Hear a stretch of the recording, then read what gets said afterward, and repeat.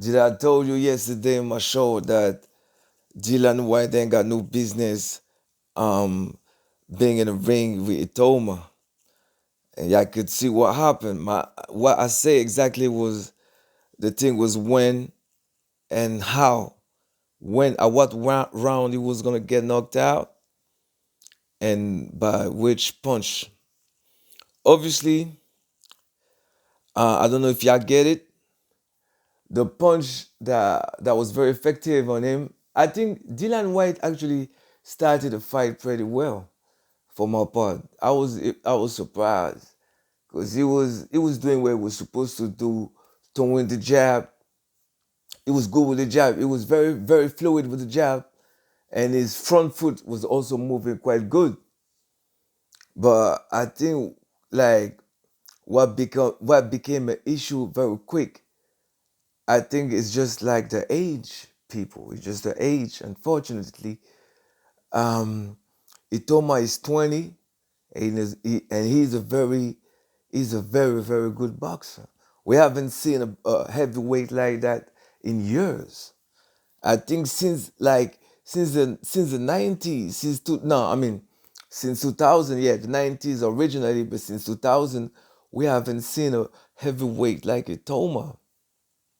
Like that guy can move like a cruiserweight, even a middleweight, because he was fast and carry heavy power with his two hands.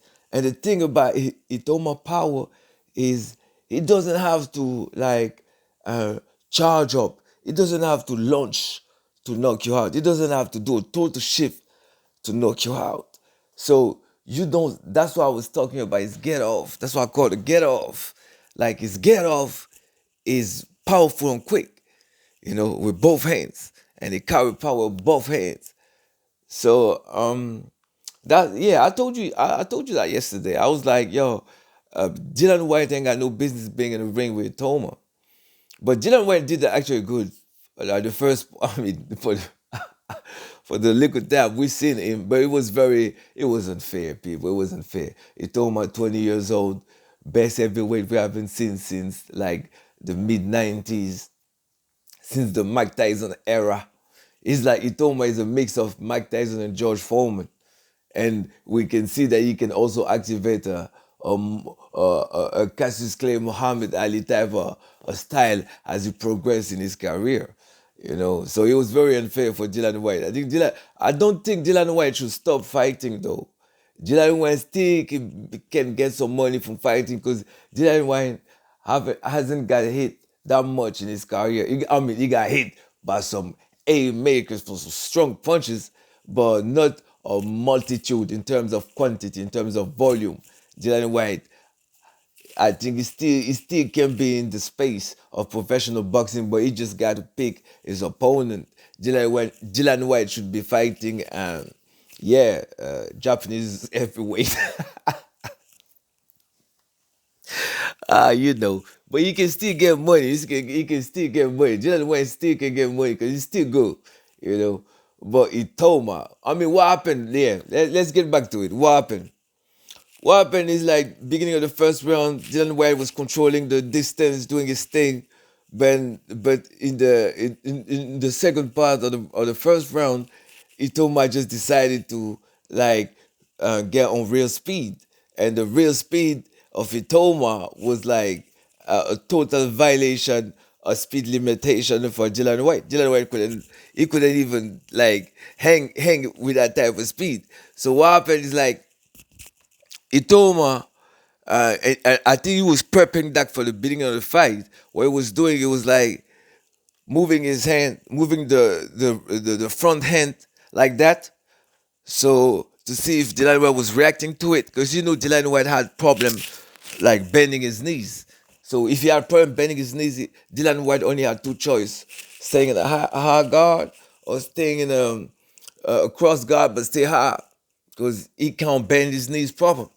So Itoma was going like this. So since Dylan White was just reacting like that but not bending his knees, what he did is like feint upstairs and he went straight downstairs, middle section. But when he hit him with the middle in the middle section, the interest the very interesting thing that Itoma did is like Itoma was able to touch the liver of Dylan White from a straight backhand. That's something. That's something because, like, if you fighting, so you fighting the dude, this is professional boxing, so you still got your profile like that. So Dylan White is like that, and cover still. You know what I mean? So for Itoma to be able to hit him from a straight back end straight to the liver, this is precision. Itoma got a bit of Hearn in him, a bit of a hitman, precision. And as soon that back straight hand landed in the liver of Dylan White went straight to the rope. Y'all didn't see it, y'all didn't notice it. Dylan White was out of it from the first back end, straight back end to the liver. And a straight too. Not most of the time people will go with circular punches to try to hit the liver. The hardest way to get to the liver is from a straight punches because you got more chance to miss. Basically, you got rib cage. So if the person bend a bit, the rib cage will block it. You got abs. You got fat. So you really, if to hit it, is a certain placement, and you got to think about the breathing of the opponent as well. So that's why feint, the man just, you know what I mean, exhale. At the moment he inhale, bop, straight to the liver.